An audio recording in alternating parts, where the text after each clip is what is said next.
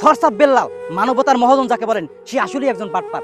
কি বাটপার, কত লেভেল বাটপার, এই ভিডিওটা না দেখলে মিস করবেন। আগে ভিডিওটা দেখেন কি বলে।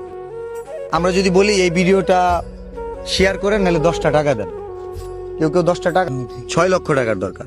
আচ্ছা, কিছু কিছু কিছু সময় কারো কারো 30 লিটার তেলের দরকার, তো তার কাছে 35 লিটার তেল থাকার পরেও আরো তার 10-20 লিটার তেল লাগতেছে, কিন্তু এই মানুষটার দরকার 6 লিটার তেল।